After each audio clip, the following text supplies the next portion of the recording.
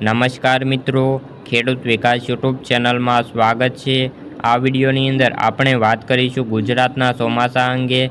તેના વિશે સંપૂર્ણ માહિતી મેળવવાના છીએ।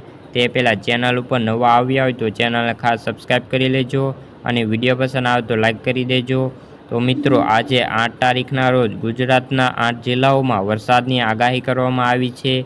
અમુક વિસ્તારોમાં વાદળછાયું વાતાવરણ પણ જોવા મળી શકે છે। તો મિત્રો, આજે ગુજરાતના 9 જિલ્લાઓમાં વરસાદની આગાહી કરવામાં આવી છે, જેમાં ગીર સોમનાથ, અમરેલી, ભાવનગર, વલસાડ, નવસારી, ડાંગ, તાપી, નર્મદા અને છોટા ઉદેપુરમાં વરસાદની આગાહી કરવામાં આવી છે। આ જિલ્લાઓમાં છૂટાછવાયા સ્થળો પર ગાજવીજ સાથે હળવા વરસાદની શક્યતા રહેલી છે। તો મિત્રો, આવતીકાલે 9 તારીખના રોજ પણ વરસાદની આગાહી કરવામાં આવી રહી છે।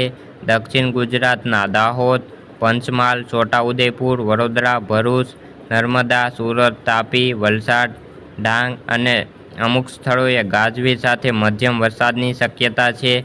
તો સૌરાષ્ટ્રમાં જૂનાગઢ, ગીર સોમનાથ, અમરેલી અને ભાવનગરમાં છૂટાછવાયા સ્થળોએ હળવા વરસાદની શક્યતા રહેલી છે। તો મિત્રો, હવામાન નિષ્ણાત અંબાલાલ પટેલે જણાવ્યું છે કે 12 તારીખ સુધીમાં ચોમાસું મહારાષ્ટ્રથી મુંબઈથી આગળ વધશે અને ભારે વરસાદ લાવશે।